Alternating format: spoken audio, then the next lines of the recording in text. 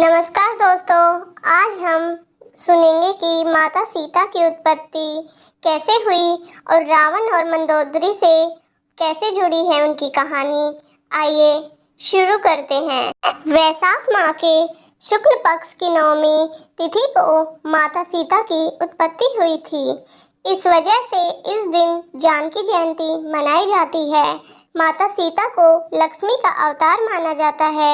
इस दिन सुहागन महिलाएं व्रत रखकर पूजा पाठ करती हैं, जिससे उनको अखंड सौभाग्य प्राप्त होता है और पति की आयु लंबी होती है। सीता नवमी के अवसर पर जानते हैं कि माता सीता का जन्म कैसे हुआ था। वाल्मीकि रामायण के अनुसार मिथिला में एक बार अकाल पड़ा था।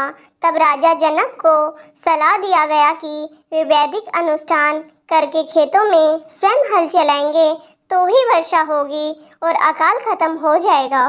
वैशाख माह के शुक्ल पक्ष की नवमी तिथि को राजा जनक खेत में हल चला रहे थे।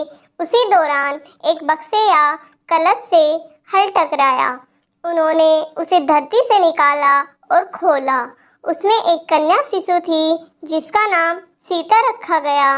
इस तरह से माता सीता की उत्पत्ति हुई। सीता का जन्म माता के गर्भ से नहीं हुआ था, वे धरती से प्राप्त हुई थी, इसलिए उनको धरती की पुत्री भी कहते हैं। सीता जन्म की दूसरी कहानी। महाव्ययवर्त पुराण की कथा के अनुसार सीता जी रावण और मंदोदरी की पुत्री थी, जिसे रावण ने जन्म के बाद समुद्र में फेंक दिया था।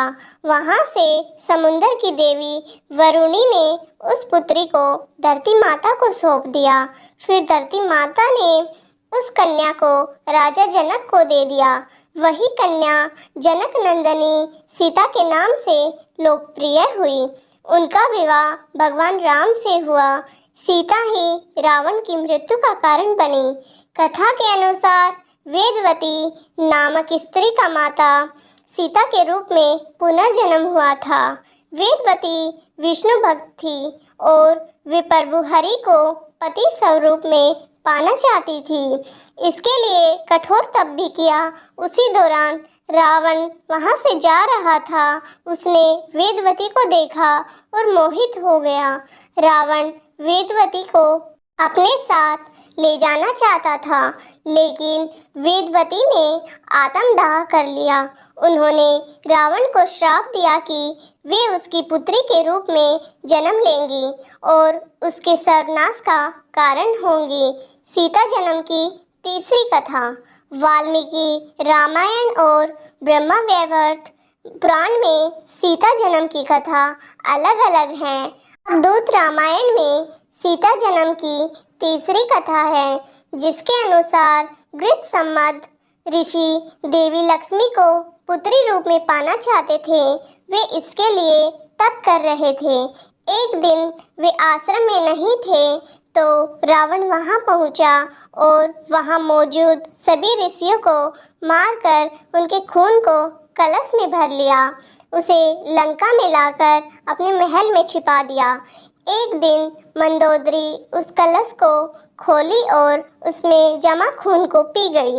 इस कारण वह गर्भवती हो गई। बाद में उसमें जन्मी बच्ची को कलश में ही रखकर मिथिला राज्य की भूमि में छिपा आई। वही सीता के रूप में राजा जनक को प्राप्त हुई। इन तीनों कथाओं में लोकप्रिय वाल्मीकि रामायण की कथा ज़्यादा प्रचलित है, जो लोकप्रिय मानी जाती है। धन्यवाद।